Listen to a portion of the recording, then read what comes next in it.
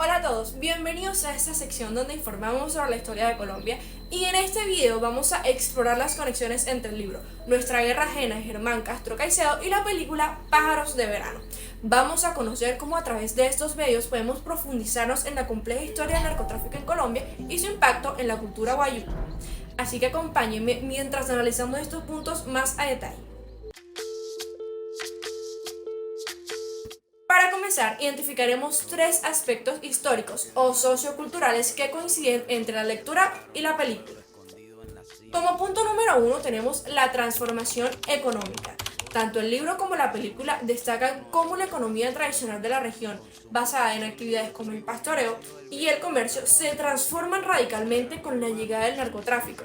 En ambos casos, la comunidad guayú comienza a involucrarse en el tráfico de marihuana, cambiando así su modo de vida y estructura social.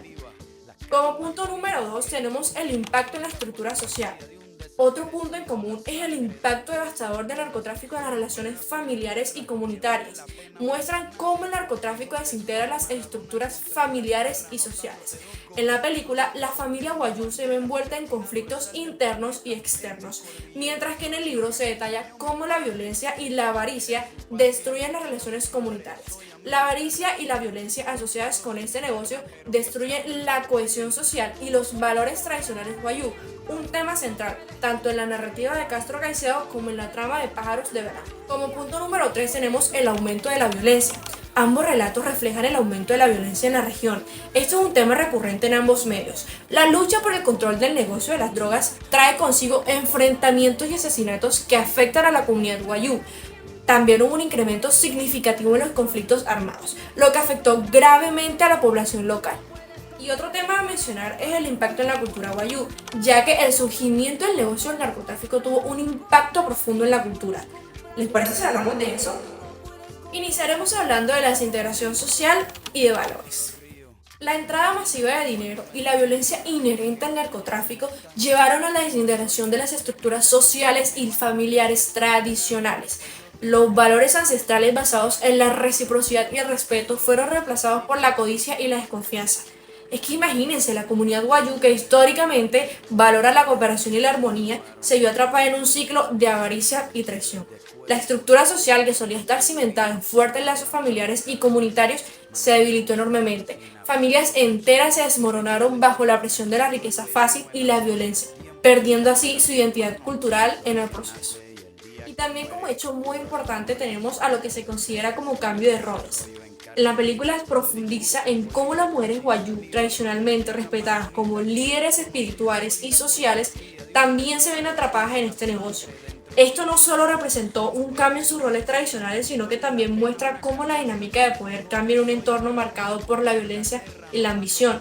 Al asumir roles de liderazgo en este contexto, algunas mujeres se ven obligadas a adaptarse a un mundo donde la fuerza y la influencia son determinantes, dejando de lado ciertos aspectos como los valores y principios ancestrales que solían guiar sus acciones. Y es que este cambio de roles no solo afecta a la estructura familiar y comunitaria, sino que también refleja una transformación profunda en la percepción de la autoridad y la toma de decisiones dentro de esta cultura. Y esto nos lleva a lo que se podría considerar como pérdida de tradiciones, porque la llegada del narcotráfico a la región guayú significó más que un solo cambio en la economía y la estructura social.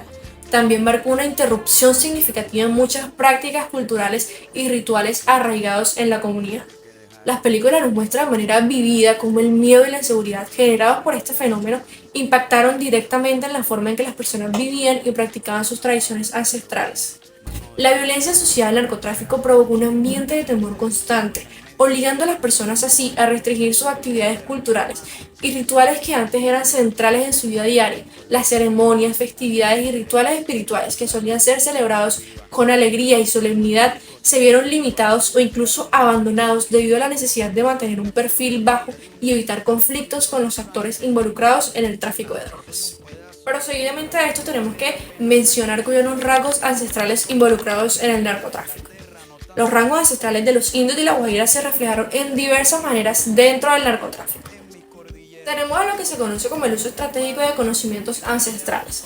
El conocimiento profundo del terreno y las rutas de contrabando, legado de generaciones, se convirtió en una ventaja estratégica para los guayú en el comercio de marihuana. Esta habilidad para navegar y utilizar el entorno geográfico de manera eficiente demostró cómo la experiencia ancestral se fusionó con las demandas modernas del narcotráfico, destacando la adaptabilidad y resiliencia de la comunidad frente a los cambios drásticos. Y hablando de resiliencia, como lo mencioné anteriormente, los guayús se sintieron cohibidos ante sus creencias o ciertos actos culturales. Tenemos que resaltar los rituales y creencias que fueron utilizados en este contexto, ya que a pesar del impacto negativo, algunos líderes guayú intentaron mantener sus rituales y creencias, utilizándolo incluso para justificar o legitimizar sus actividades dentro del narcotráfico. Esta integración de lo cultural y lo práctico resalta cómo las tradiciones ancestrales se entrelazan con las realidades contemporáneas, mostrando una compleja interacción entre lo sagrado y lo profano en el contexto del narcotráfico. Y ubicándonos en un contexto histórico, sabemos de la existencia de los grupos paramilitares. Y para continuar con el video, vamos a mencionar las modificaciones del narcotráfico con los grupos paramilitares. Ahora está el control territorial y expansión del narcotráfico. Los grupos paramilitares no solo militarizaron el narcotráfico, sino que también buscaron consolidar su control sobre territorios estratégicos.